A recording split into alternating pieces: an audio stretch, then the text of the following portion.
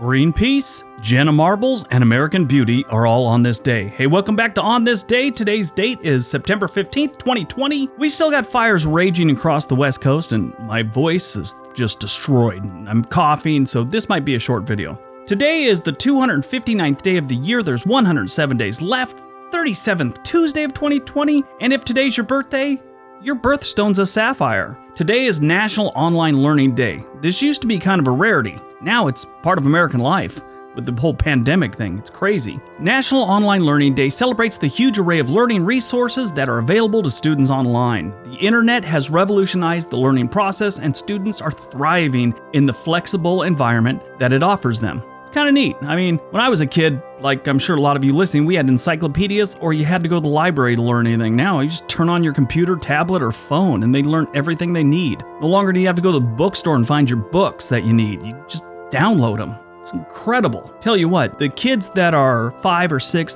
they're going to be so much smarter than we were. The world's going to change. Anyway, all right, let's see what else September 15th has given us. 1939, the Nuremberg Laws are enacted. These laws deprived German Jews of citizenship. These were laws that forbade marriage and extramarital intercourse between Jews and Germans, and the employment of German females under the age of 45 in Jewish households. And another which declared that only those of German or related blood were eligible to be Reich citizens. This obviously during the whole, Hitler thing and Third Reich and all that nonsense. The remainder were classed as state subjects without any citizenship rights. That's always pleasant. God, I know I bring this up all the time, but I still can't believe things got to that point. So bad, so incredibly bad. 1944, President Roosevelt and Winston Churchill meet in Quebec as part of the Octagon Conference to discuss strategy. The agreement they came upon was to demilitarize Germany, continued U.S. Lend-Lease aid to Britain, which was a program that we had where we were giving them arms and tanks and everything else like that. 1944, the Battle of Peleliu begins as the United States Marine Corps' 1st Marine Division and the United States Army's 81st Division hit white and orange beaches under heavy fire from Japanese infantry and artillery. Now, HBO did a mini-series called The Pacific. It was, if you saw Band of Brothers, it was the Marine version of Band of Brothers. Tom Hanks was involved, and I think Steven Spielberg too. Anyway, one of the episodes showed this battle in this island. If the show was 10% like it really was, it was horrible. It made you uncomfortable watching these guys on the conditions. Apparently it would rain for weeks at a time and just everything they owned was wet. They didn't have cool things that, would still keep you dry with all the different equipment we have now to keep you somewhat dry. They were just soaked to the bone for weeks at a time.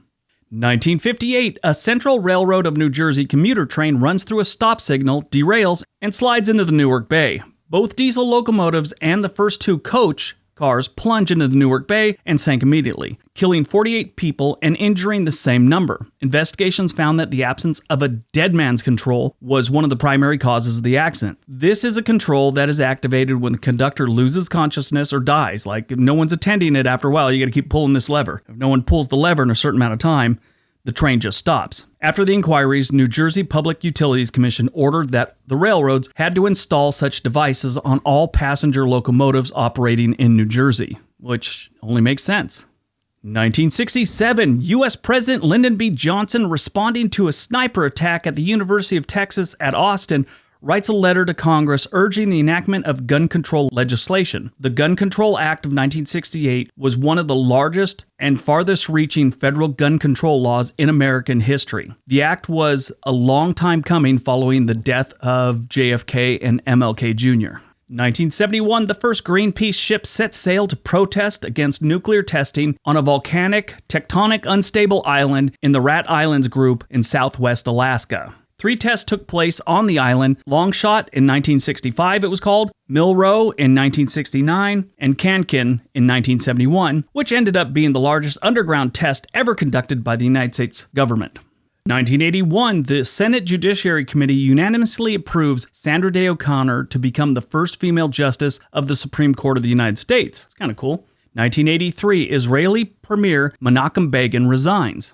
2008, during the financial crisis, Lehman Brothers files Chapter 11 bankruptcy, the largest bankruptcy filing ever in U.S. history.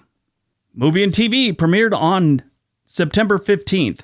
1977, Chips. Yeah, first episode was on September 15th, 1977. Who didn't love this show that is over the age of 50 now? Great show for the time. I think I've watched every episode. 1999, American Beauty is released, starring Kevin Spacey, Allison Janney, Thora Birch, Wes Bentley, Mina Savari, Annette Bening, Scott Bakula, Peter Gallagher, Christopher Cooper. This movie had everyone. It also won a couple Academy Awards for Best Director and Best Actor. Kevin Spacey. Wow, how far has that guy fallen? Nobody's heard from him in months. Years now, I think. Crazy. Like, should be a warning. Keep it in your pants, Hollywood. Born on September 15th, 1986, Jenna Marbles is born. American YouTuber and comedian. Her channel has about 3.3 billion views as of right now and 20 million subscribers. She's the 86th most subscribed channel on YouTube and the 8th most popular channel operated by a woman. She even has a wax figure of herself at Madame Tussauds Museum in New York City. This is one of the first channels I started watching. I just thought she was so funny. I still tune in every now and then to see what's going on with her. Very, very interesting. Died on September 15th, 2004, we lost Johnny Ramone, American guitarist and songwriter. He was a founding member of the band The Ramones. He died at the age of 55 following a 5-year battle with prostate cancer. That was so sad. I loved the Ramones when I was young. 2017, we lost Harry Dean Stanton, American actor. His career spanned 6 decades. He played in films such as Escape from New York in 1981, Christine in 1983, Repo Man, Pretty in Pink, so many other movies. He died at the age of 91 due to natural causes. Alright, that's today's video. I hope you guys enjoyed it. Sorry if it sounded a little jumbled. These fires, the smoke, it's just got my throat trashed. I have a massive headache. It's horrible. But, don't cry for me. I make videos for a living. Alright, everyone. Go out, be productive, and be nice to each other.